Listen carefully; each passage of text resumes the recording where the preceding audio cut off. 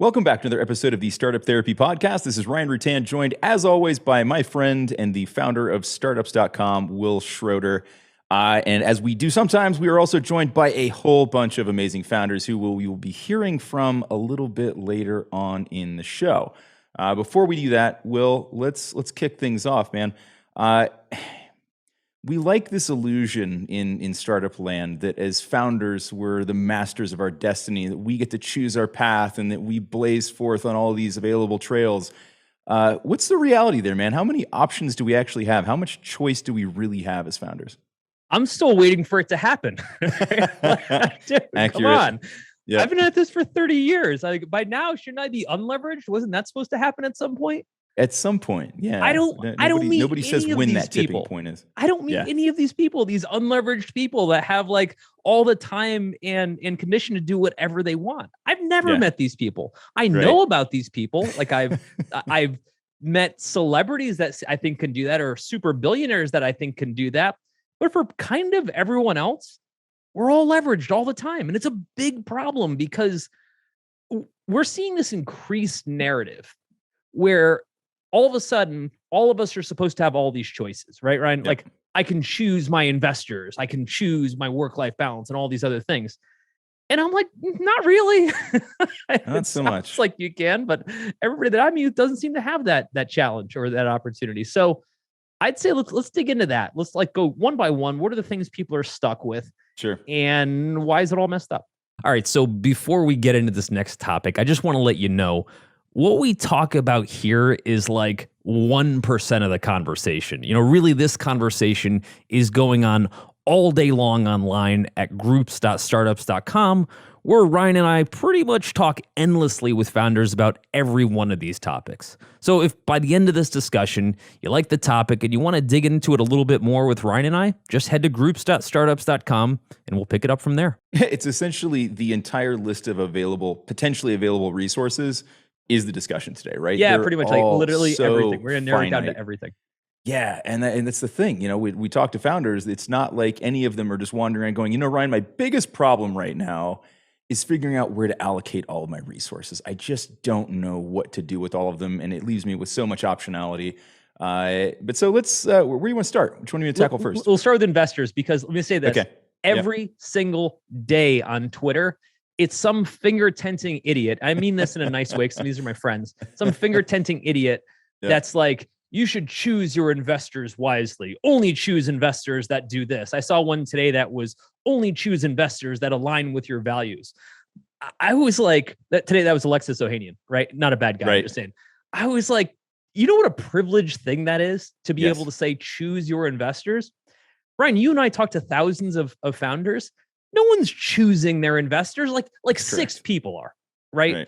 In the same way that, like, if you're Brad Pitt, you get to choose your next spouse, right? Right. For like everyone else, it doesn't work like that. It's ridiculous. It's a bad and leveraged negotiation. Yeah. There's all this narrative now around, you know, choosing your investors and smart money. And I was in a hot debate last week with somebody who had turned down a couple of angel checks and then was surprised when they didn't get offers for any more. And it had been like 5 months. And they just couldn't figure it out. And like, well, why did you say no to the original? Well, it just wasn't smart enough money. It wasn't smart money. Like, were they smart enough to sign the check? Because that's ticking a major box for me. But so let's talk about that for a minute. Why? Because this is sort of a created one, right? This is one where we convince ourselves that we need to have the choice when the actual correct choice is right there in front of us. Right. I mean, if you think about it, like from my standpoint, I've raised capital for multiple businesses. We run a fundraising platform. It's like we have no visibility on this. Right. The average person doesn't run around choosing investors, right? The average person runs around begging for investors in hopes that anyone will show up, right? And I think that this whole concept of you get to choose is also around investors is also a little bit more of a recent phenomenon. You know, in the last 3 to 5 years, everybody keeps talking about how there's this abundance of capital and everyone's writing checks. And that's sort of true. Here's where it's not sort of true. If you were in the top 3% of people that were going to get funded anyway, it's a little bit easier. And maybe now if you can be in the top 5% and have a chance, but most people are in the 95%. And so that abundance of capital or those competitive checks, they don't even apply to them. So this whole advice around choosing the right investors, it just doesn't apply to most people.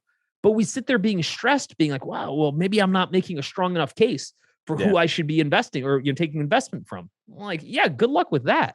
Yeah. The thing I always try to dig into, and this isn't an episode on funding, it's not an episode on picking investors, but while we're on the topic, I always ask, like, what is it that you think you're going to get? Like, is a major piece of the value the smartness and the smart money, or is the major piece of the value the money, right? That's why they're called investors. They bring money, right? And so when we dig into it, it typically turns out that whatever benefits they were hoping for were like tertiary, quaternary at best. They were like way down the line. It's like, well, it'd be nice, if they could also do this. Like, okay, cool. Well, do you want to kill necessary for nice? I don't want to see you do that, right? So bear in mind as you're starting to put up these paradoxical choices in front of yourself, especially in this case where we're creating this problem, right? Founders are buying into this narrative. This isn't a case where we're actually limited to the choice. We're self-limiting, and that's super dangerous, and it's not necessary in this case, right? Whatever you think you're going to get from the smart money, focus on the money first. If some smart comes along with it, sweet, bonus, but it's not what we're after. Yeah, I agree. And I also think I'm going to be showing my age here a bit, but I grew up in a different era where you just didn't have choices when it came to stuff like this. Where it was you were going to start talking about buffalo nickels or something. Thank God. Okay, yeah. I am about that old. But no, seriously, like when I grew up, if someone was going to offer you work, you said yes first and then said, okay, well, what's the work? Right? Like it was like, oh, you're going to pay me. I guess I'm working. So Will and I have a very funny common early founder story, which is that we both worked for food. Yeah. Right now, I know lots of people have worked for food. I don't know how many people have built large websites for food, but Will and I both did, right? That's what we did. We were building digital products for credits real at food. Restaurants. That's what it was. I had a tab at Victorian's Midnight Cafe, and I was happy as a pig in you know what. Mine was Damon's The Place for Ribs. And let me tell you about it. I was pretty friggin' happy about that gift card. When I came back to the office and told people that we were going to make their website and get $500 worth of food, and we're all college students, I might as well have come back and said that we're about to go public. Like, right. Would have meant never just a happier day in that office. Exactly. But again, different times, right? Where like you just didn't have the abundance of capital. Early on when I was raising money, for my startups, I didn't get to choose my investors. You begged everyone. And if one person said yes, you were so thankful for that check. Again, world's changed, thankfully. A lot of the things that folks like us and others do to help build the startup ecosystem to make these things easier, to even have that conversation is awesome. What I'm concerned about is you start to get this prevailing narrative that's just totally not true, that everybody gets to choose and they're not leveraged. No, you're leveraged. You're going to take what you can get. It's going to suck probably, but you're going to make do with it like we all do. And that's okay. That's kind of my point. Yeah, sure. Like again, like it is the lay of the land. It's where we're at. And yeah, there are more people writing checks now. But if you also look around, there's a hell of a lot more people starting companies. So there's more competition for it. So again, just to reinforce the point here, we don't get to be entirely choosy here. Yes, there are situations where that happens. Yes, there might be times where fundamentally you want to say no to somebody's money because you really want somebody else's, or you're really chasing one investor. I would say those represent the vast, vast minority of the cases that we see here. Yeah, and it also implies that we have the choice. And that's really what this is about. We are leveraged to the hilt. Yeah. One of the places that we don't talk about much from a leverage standpoint are co-founders and early employees. All right. Yes. And I just want to kind of separate those, but they're kind of the same things, right? In other words, when we're first getting started, Ryan, you and I just had the idea 9 seconds ago. And we're like, this is awesome. Let's get this going. It doesn't occur to us that we met 9 seconds ago at Startup Weekend, right? We literally don't know each other whatsoever. And the only thing tethering us together is we both have no other options, right? You're the only other person that thought this was a cool idea, and therefore you're my partner and vice versa. Talk about being leveraged. That's like saying, I just decided that I'm going to entertain the idea of getting married, then getting married to the first person that I see on the street and be like, okay, I guess this is it because I have no other options. Right. Yeah, it's interesting because again, I feel like this is one where we actually force ourselves into the situation to some degree, right? Like we are deciding to bring on a co-founder. It's not like a requisite, right? Like, well, I have to have one, or they won't let me file for my my EIN, right? There's no reason you have to do this, and yet we end up wanting to do it, feeling like we need to do it.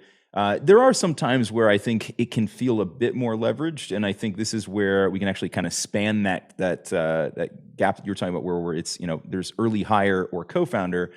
Sometimes what should be an early hire ends up becoming a co-founder. We see this all the time as relates to we devs, overshoot, right? People will end up bringing on a CTO who, in some cases, is just an okay app developer, right? But they happen to be, the most technical on the team. Okay, let's bring them on. We can't afford to hire an app developer, so let's bring on a CTO. We'll give them equity. And now we've turned what wasn't a leverage situation into a very leveraged situation, right? To your point, now we're tied together forever.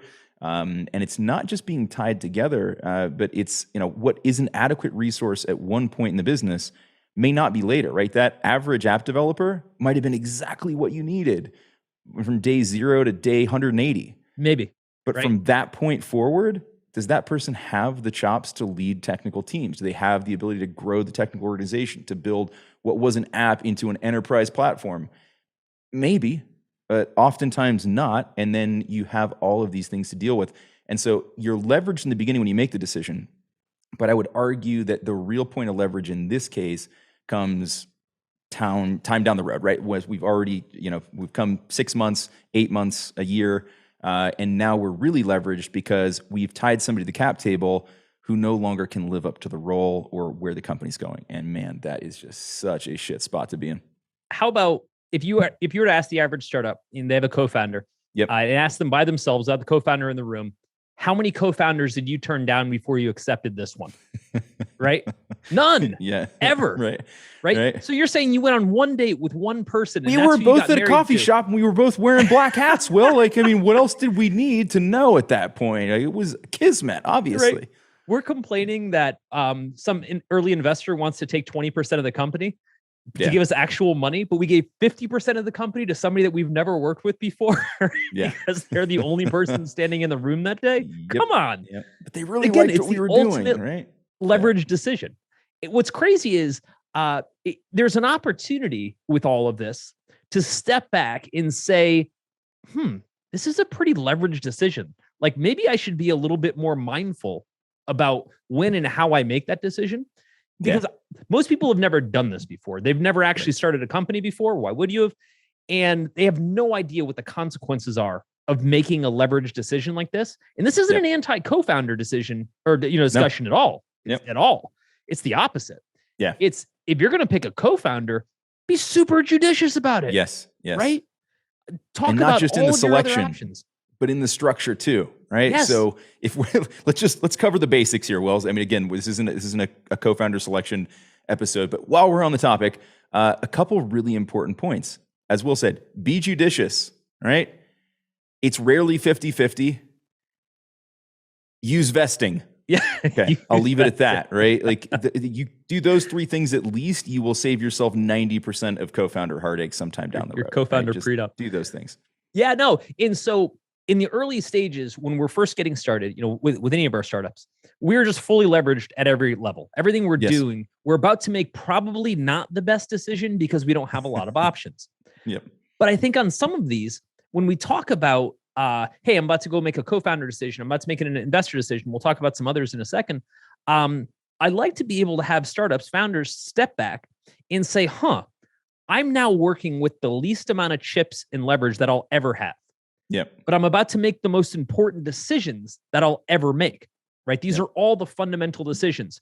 I should be pretty stressed about that. And I mean this in a good way, right? I should be kind of like zoom out a little bit here and say, maybe I want to pause on those decisions a little bit until I have a little bit more leverage, right? Sometimes time is what you need for leverage, by the way.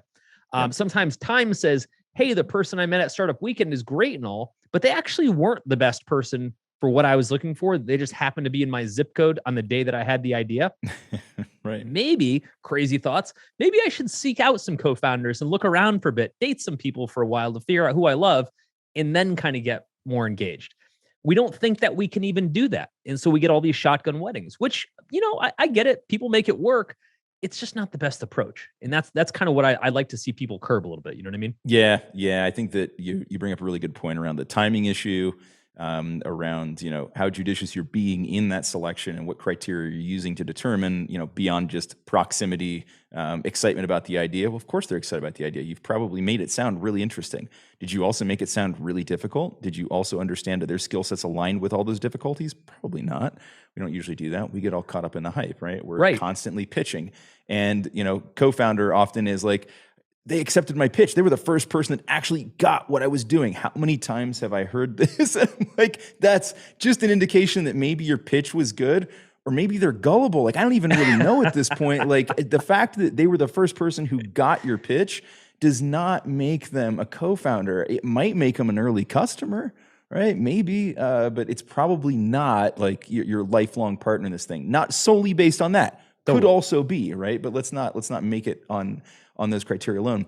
One of the things that I also see, and this kind of speaks to timing and just the how judicious we're being, I frequently see this pattern, right? It's have startup idea, get excited about it, realize there's a lot of work, need an extra pair of hands, get co-founder, and then start to seek out advice, like from advisors, from mentors, from other people after the fact. And it's interesting, but a lot of people start seeking out advice when they have their first disagreement with the co-founder. It's not even a major disagreement in a lot of cases. It's just like, hey, we can't decide which one of these things to do. We need your help now, right? Right. But it comes after they've introduced that second voice, in most cases, irrevocably, right? So just, again, another little bit of food for thought here. Maybe seek out the board of advisors, or at least some level of advisory, and get their read on potential co-founders, get their read on the need for a co-founder, get their read on, should I trade equity for some work, right? Am I in a position where I need to hire an employee, or am I in a position where I need to bring on a co-founder? I get it on these decisions, because again, sometimes we're leveraging ourselves by arbitrarily limiting the decisions that we're making, where we weren't really as leveraged as we thought. What's funny is in all of the popular narrative that's arisen around investors and startups having this kind of choice that they don't have, I see almost none of this conversation happening around co-founders, right? I don't see anybody giving good advice on how you give up 50% of your company to somebody. And it's odd, because wouldn't you think like we'd have all like figured that part out a long time ago? That would be like baseline advice by now. Like, here's the first bad decision you're about to make. And again, this is an anti-co-founder. It's finding the right co-founder. It's funny. And again, I think you're right. I think now is the time where that narrative could happen, because people are starting to pay more attention to the overall startup narrative. I think it's out in like the bloodstream of the world. It's no longer relegated to just people who are already kind of in it. Because I think, and to the point I was making before, most people end up with the co-founder and then start to seek advice, and then start to do other things, and then start to learn about this whole process. So oftentimes, by the time we're talking to people for the first time, they've already made some of these decisions, right? When they were super leveraged, when they were at their highest point of leverage, reverse leverage, right? When they were the most leveraged. I get it. So it's tough. Let me shift gears. The other place that stresses me out, maybe because I'm just stressed out and anxious all the time, is this idea that like our whole lives are a choice, right? The concept of work-life balance. Now, you and I spend a lot of time talking about how to get like just a little bit more zen, a little less anxious. So obviously that's something we care about. We're not Gary Veeing this shit, right? On the other hand, I feel like because there's been this big narrative around how everyone should have this amazing work-life balance, it gets applied to startup founders. And they're like, oh, what am I doing wrong? Everyone else is sitting on a grassy knoll with a laptop, like controlling the whole world, Tim Ferriss style. While I'm sitting like in my parents' basement, right, working 16 hours a day, and I haven't showered in 2 days. Like, where is this coming from? And I think it's a healthy narrative, because obviously we want more work-life balance, right? Where I'm a little anxious about this is that it doesn't feel super natural or applicable to almost all of the founders that I talk to. Like, the last thing on their mind is like, let me get zen on a hill somewhere. They're like, I'm so stressed and broke. Like, it's incredible. Yeah, we talked about this. And I think that part of the pity here is that, yes, there is a very healthy narrative around creating work-life balance and being purposeful, being mindful, being healthy, being all these things. And it's wonderful, right? Absolutely. But to kind of your point, I think it's put some additional pressure on founders to feel like I should be doing that too, right? And certainly now, for the first time ever, we're also starting to see people sort of expect this, right? Demand this from the top to the bottom, right? That was never the expectation. Again, we're sure our age here, but back in our day when we were coming up, right, that wasn't a thought. Like I never would have even had the thought of talking to my co-founders, my employees, a few bosses that I did have early on. Like, I think I'm really gonna need to work out some better work-life balance. Like, yep, sure. As soon as you get back from taking those 6 pizzas to the other side of town, we'll talk about that, right? Like, it was not part of my narrative.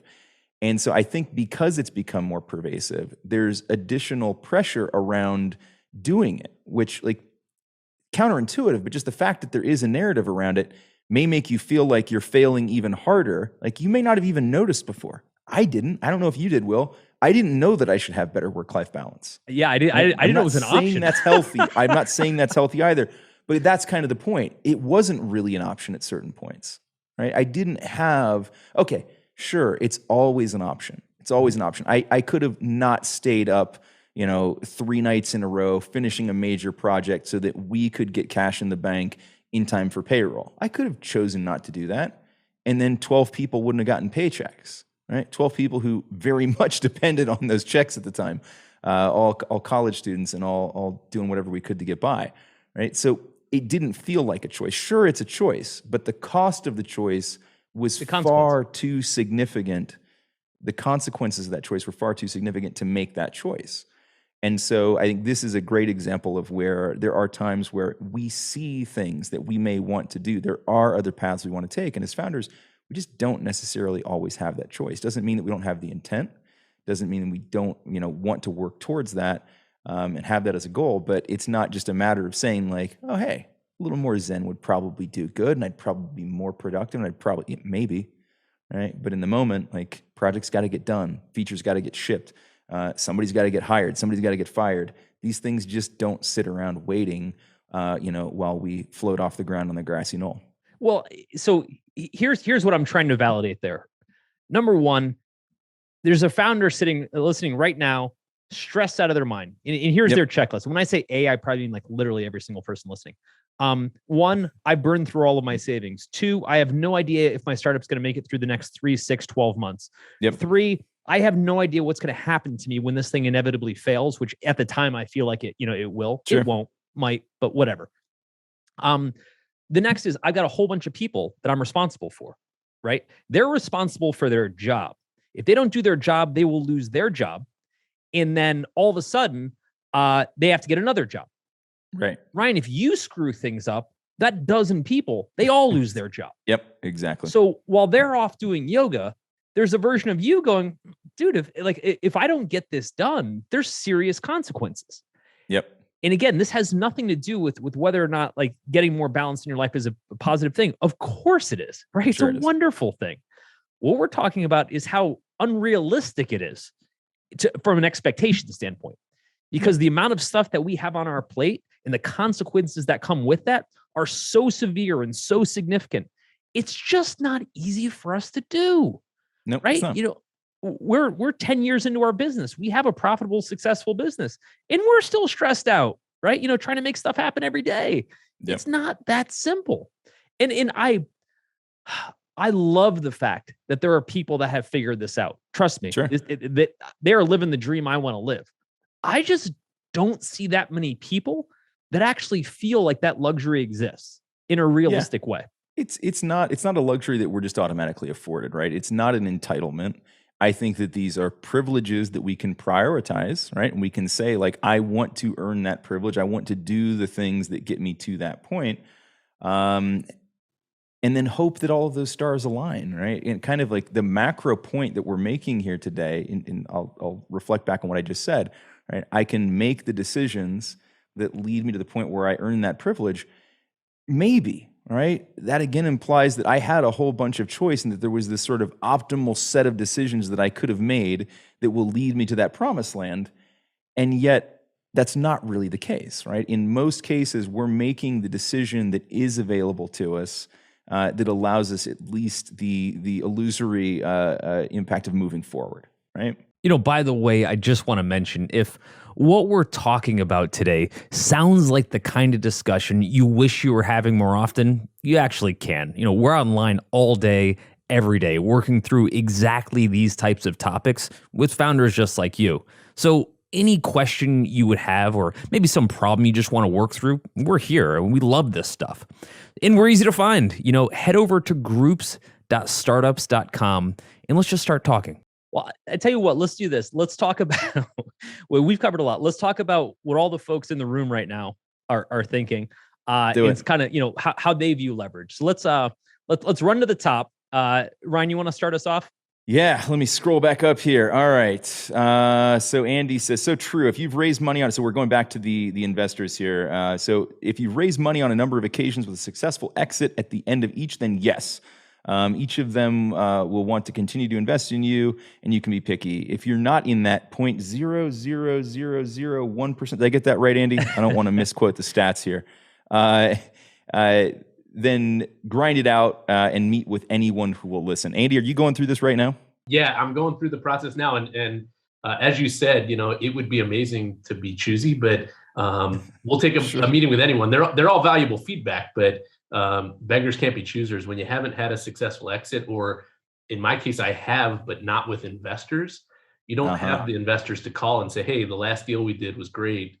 We should do business together again. Isn't that interesting though? Right? So you've proven that you can start, grow, scale, exit a company, and yet because you haven't done it with investment dollars, then you're still getting pushback and you're not able to be choosy, right? So for everybody else who's listening who hasn't yet had that first successful exit and is also trying to raise funding, imagine where that puts you in the hierarchy. I think this is something that we talk about a lot, Will, which is that you're not getting funded in a vacuum, right? You are being compared to every other possible alternative that those investors have. Right? So it's not about whether you can afford to be choosy with investors. Like, they have lots and lots of choice. For every one investor you might have to choose from, they have hundreds of deals. Right? And so not only are we leveraged in our decision, they are absolutely not. Right? They have lots and lots of options, including like cash or real estate. Right? They have lots of options. We have one or two or three. So awesome. Thanks, I man. agree. Andreas, you're next, my friend. You're saying that this resonates a lot with you. In your first funded startup, your investor was the son of a previous employer. Interesting. He's kind of an automatic investor. He gets grandfathered in, and he didn't really let us entertain further investments from other sources. So we were stuck with him. Lucky you. In your second startup, you selected your investors a bit more, and you ended up saying no to one person. Even that was hard. Tell us about that. Yeah, sure. Well, I worked at a big company with my co-founder. We were still really good friends, and he ended up being a good co-founder. He was awesome. But our investor, he was in the board of the company that we worked for. We both quit at the same time. We didn't even have an idea, really. He kind of like, hey, I believe in you guys. I want to fund something with you guys. Come up with a great idea, and I'm going to fund it. And so we were also kind of grateful to him. We couldn't really pull out. And what he ended up doing was basically being the big stack at the poker table. Like, okay, so we're running out of money. I'm the only one who's going to invest. If you don't want to take my investment at the terms I'm setting, we're shutting you down, and I still have money. And that ended up being less than ideal. And I think, it sucked. But because of that, we were a bit more selective. We had one guy that wanted to invest. He would have been one of our biggest investors if we would have said yes. But we just felt in my second funded startup that he was just wrong. We didn't click at all. He showed already that he would kind of push us around. So we ended up saying no to him. It was hard, but we managed to close around anyway. You saved yourself a lifetime of headache. For sure. In that case, the money is not worth it. No. Interesting. And as you go through this, and again, this is kind of what Andy was saying too.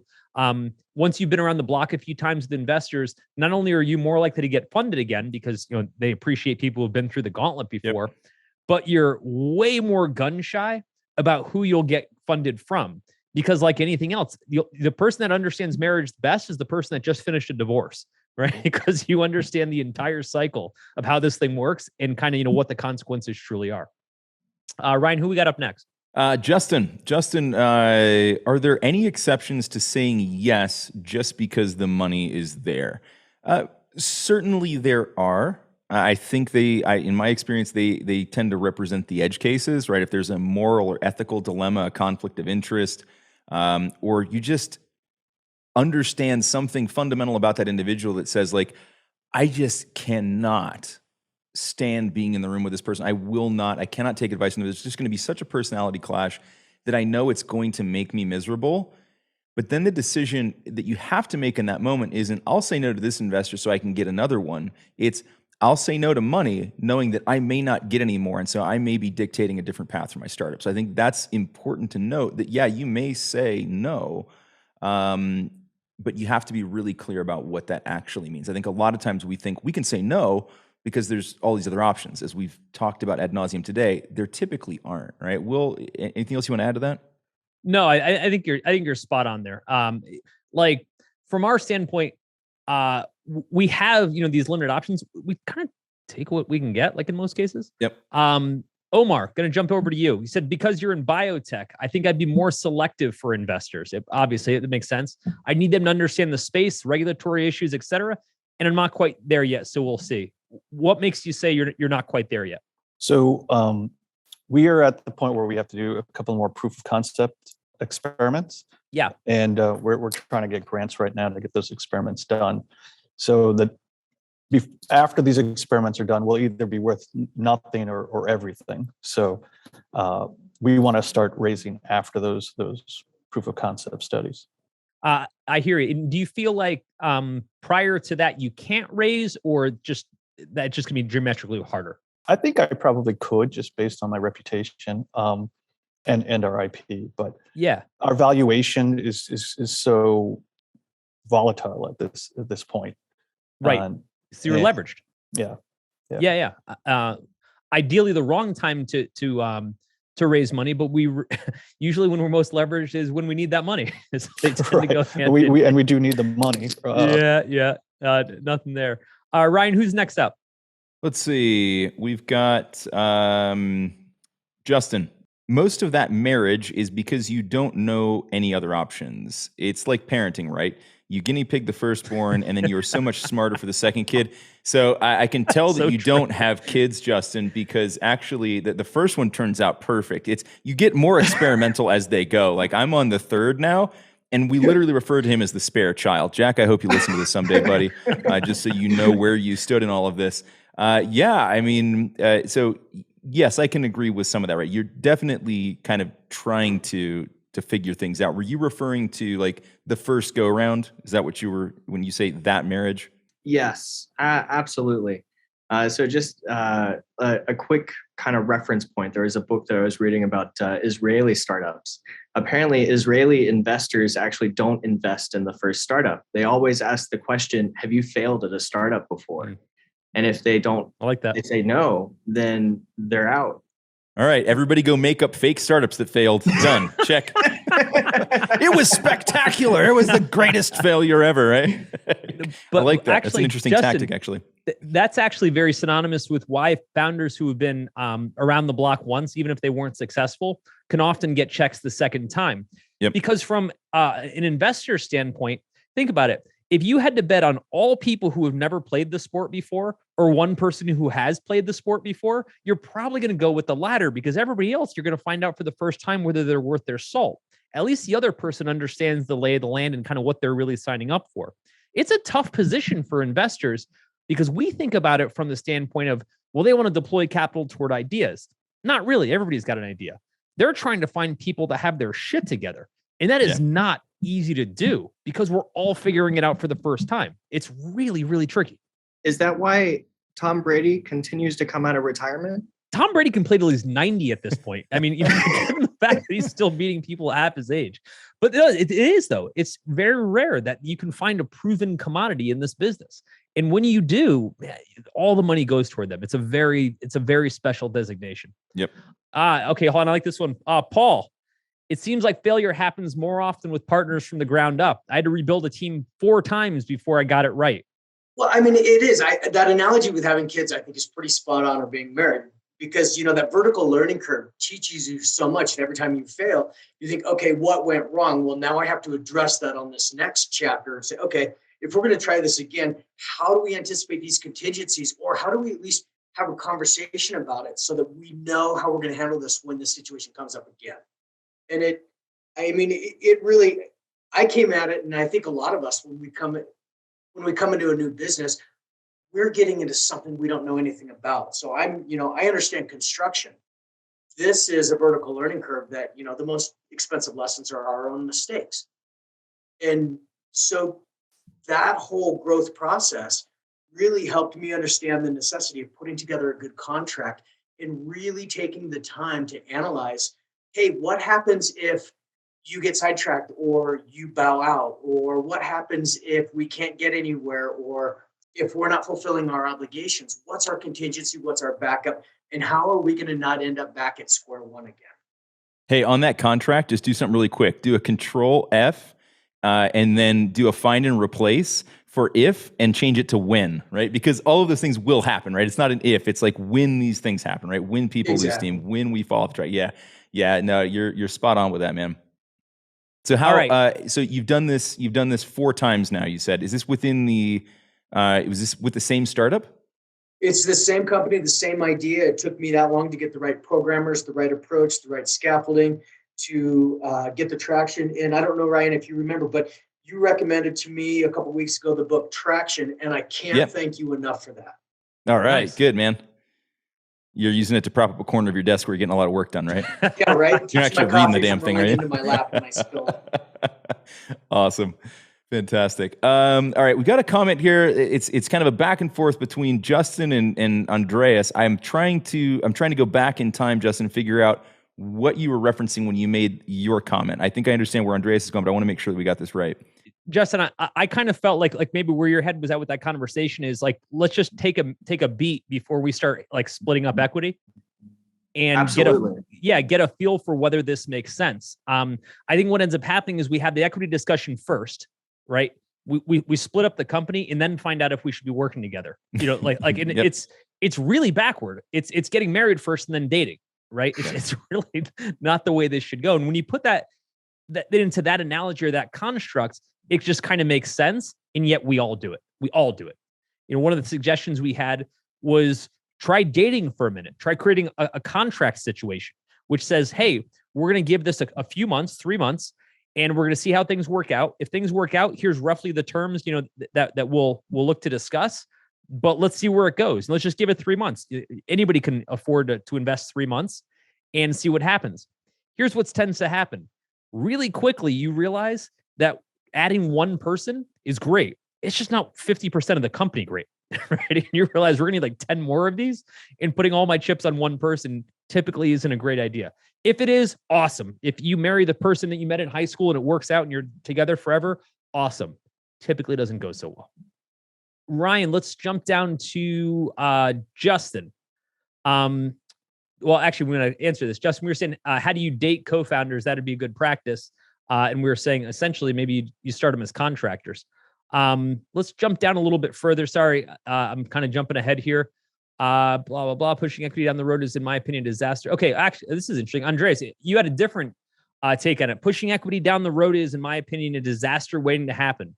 Better to set up clear goals and time work that is equal for everyone.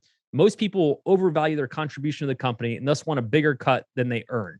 That's really interesting. Can you talk about that a little bit? Yeah, I absolutely agree that we shouldn't like slice the pie right at the start, but the longer we push it, everyone, in my experience, like everyone thinks that, well, I did a lot, right? I did more than half. And everyone feels the same way. So if you don't have that conversation early, doesn't have to be the first date kind of, but the longer you push it, the more likely it is that people are going to be disappointed. So if you kind of have, when we reach this, you get this. If you jump out before we reach this, you will lose some of your equity. Right. So having earnouts, having clear set goals on each, clear goals and clear expectations, and kind of understanding where everyone stands relatively early, I think is really important. Otherwise, everyone is just going to be disappointed. Yeah, Right. there's an interesting point in there as well, Andreas, which is that when things go well, this is particularly true, right? When things go bad, and like nobody really cares, right? We all failed together, nobody cares. When things go well, to your point, everybody will overstate their involvement in that going well. Right? Doesn't matter what your role was. If we achieved, triple revenue, I was definitely an equal contributor to that, regardless of what I was doing. Right?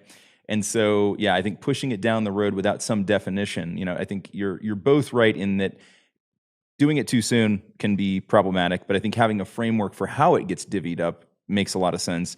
And then having in some of those protective measures like vesting, like clawback, absolutely need to be in there so that you can deal with the true disaster scenarios, because that's where it tends to go the absolute worst, right? It can be contentious if we have to try to figure out, shifting the splits around. It's more like, well, you haven't actually been here for 3 years, but you still own 20% of the company. What the hell do we do about that? Right? That's a big problem that you don't want to have to try to address after the fact. There needs to be something in writing that says, here's what we do in that scenario that works for everybody. Something interesting that Justin said, Justin, I want to ask you about this. You said you would have brought on advisors before you would have brought on co-founders. Yeah, so I brought on a co-founder, and it was we did a lot of the great practices. We did the whole like asking each other the 37 questions, and then we created just an initial founders agreement and spent 3 months working together. We had worked together on a project before, so there was a little bit of previous relationship. So it all looked like, man, we're doing all the right stuff. This is all going really well, and this is going to be a great co-founding relationship. And then we just got to a point where there was a fundamental disagreement about how we wanted to continue to capitalize the company. And I realized that, man, if I would have actually started with advisors, several of the advisors that I have now, that maybe they could have made introductions to other potential co-founders, and maybe that would have given me some more optionality around who I might want to actually, become a co-founder with. And, you were making the point about dating. It's like, how do you do that? Well, if you do it on contract, well, does that mean AKA I'm paying people out of my own pocket first? But maybe if you have the advisors first, your ability to sort of try it out for 3 months with a few different folks is increased. So anyhow, that was just an interesting thought. Paying people out of your pocket early on can be painful, but it's less painful than paying people with your soul down the line. Yeah. Like, it hurts so bad. Will, you had a question? I've got one too. But I was just going to tack onto that to say, part of the leverage we keep talking about is how we're financially leveraged. One of the things we haven't talked about is how we're knowledge leveraged. When we're first getting started, building a startup for the first time, we don't know jack shit. Right? We don't understand how any of this stuff works. We don't understand how fundraising works. Some of us don't understand how business works, etc. We are knowledge leveraged, which means the first person that shows up that has more knowledge than we do seems like Yoda, no matter who they are, right? Yeah. Your business professor is the best example of this, right? Not knocking your business professor. I'm sure they're wonderful. But as far as you're concerned, they're teaching the textbook, right? They must be the smartest person about this topic. And maybe they are. Maybe you actually just got like an incredible lecture. Andreas is like, no. But my point is, at that moment, they're the smartest person there is about this topic because you're knowledge leveraged. You don't know better. Yep. The same goes for advisors. Early advisors come on board and they are, oh my God, the smartest people ever. And everything they're telling you makes so much sense until you realize later, they haven't done this for 20 years. The stuff they're talking to you about, right, is from like the Industrial Revolution, right? Like they're so irrelevant to how this thing works, but you don't know any better. You don't know any better. And so part of this biding your time is just starting to kind of look at your other options, get some other opinions, talk to some other folks, and try to triangulate where you are in this equation. I think that's important.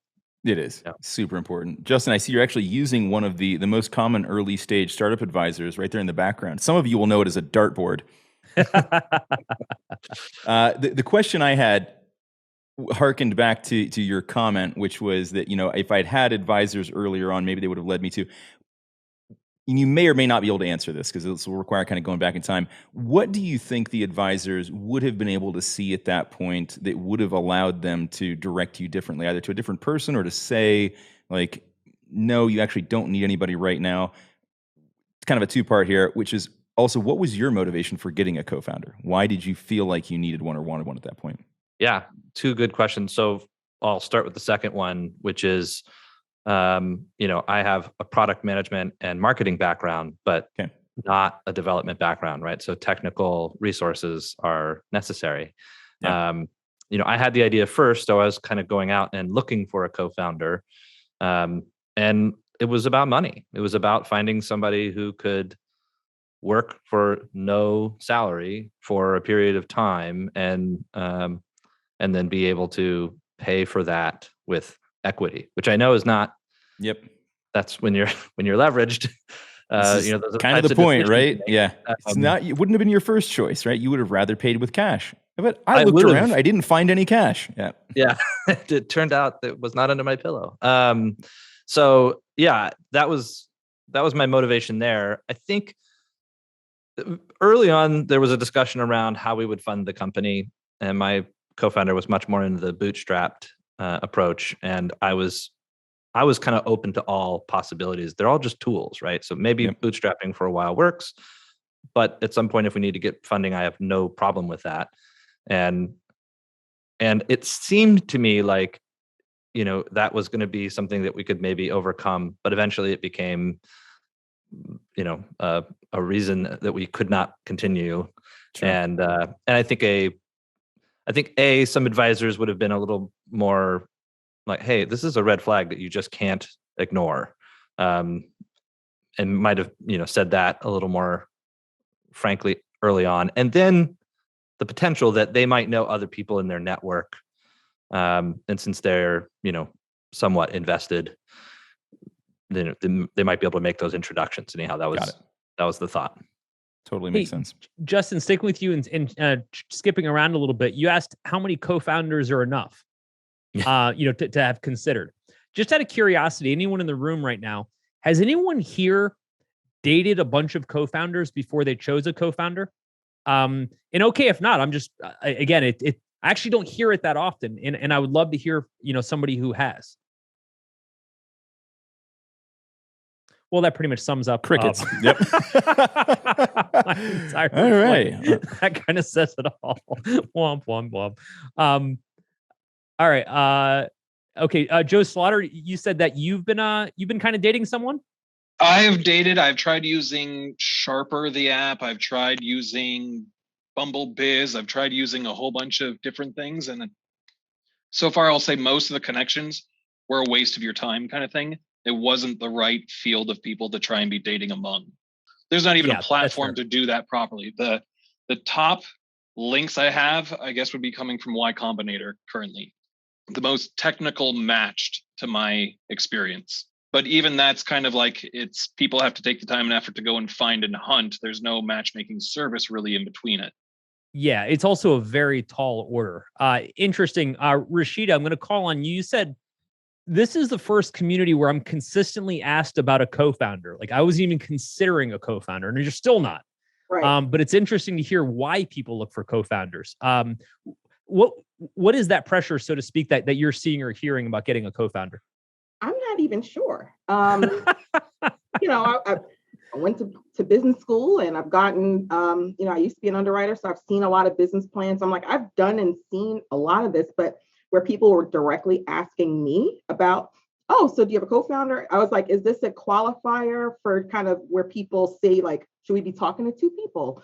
Right. Someone else, like, do you have a partner? Do you have a spouse? Like that kind of thing. Like, are there others that we should be talking to? And it wasn't even an interest. I'm looking for people who can implement for pay. Right. I was never really thinking of, and I was like, this is the only place that's almost it comes up in all intro meetings when we're just getting to know each other. People can always ask about, do you have a co-founder? Are you looking for one? And I'm stunned that it's a consistent message. And I was like, am I missing something? Why would maybe I should be considering it. And I don't even know why I would consider it, but right. not from this call. I'm like, nope, I'm still probably not. Well, the reason that investors kind of make it a thing, just to be clear, is they're looking for some downside protection. If Rashido goes off the rails, let's hope there's one other person that can keep things going. So it's a little bit of a backup protection. Right. And sometimes it just helps to know that if Rashida, for whatever reason, can't keep things going, that someone else will step in. Or if there's a disagreement between the investor and the team, sometimes it helps to have a team, to be able to talk to other people and get differing opinions. Because again, you're really trying to bet on this person you just met 5 minutes ago. I mean, the investor to the founder. The only thing is that I'm actually not raising capital. So let me just throw that out there as a little. Oh, yeah. Okay. Well, then you're about to get asked about 1 billion times more if you decide to do that. That's for sure. Yep. All right, Ryan, let's wrap this up. Final thoughts on your end? I think this was awesome. I mean, I think that we went over a bunch of fun stuff today. It's always lovely to hear from everybody. And I think that we were right in our assumption that everybody's sort of been through this route where, there's the perception of choice. And yet in so many cases as founders, we are truly leveraged. But great discussion. I don't have any real parting thoughts today, man. Wow, what kind of outro is that? We worked really hard on this. This was your moment, man. I didn't even think about the fact that we still need to do an actual outro. I didn't even think about that. Yeah, no, your turn. You try it. I don't have an outro. Anyway, look. Here, let me read the last paragraph in our article. That'll do. Now, none of these choices are fun, and most of our options suck. Yeah. No, look, guys, awesome. Thanks, folks. Thanks for coming today. Thanks for having us. This was an awesome topic. If you guys want to pick it up, you know where to find us, groups@startups.com. We'll pick it up from there. All right. So that was fun, but let's actually keep this conversation going. You've heard what we think about this, but Ryan and I would really like to hear what you think. And we're online like all day long, pretty much talking about every startup topic you could think of, from fundraising to customer acquisition to just really how to get all of this crazy startup stuff out of your head. And there's tons of other founders just like you. They're weighing in on these topics, so you'll get a chance to just hang out and meet some really smart founders. We're also super, super easy to find. You head over to groups.startups.com and let Ryan and I hear what's on your mind. Let's get to know each other a little bit, and let's just start having more of these conversations.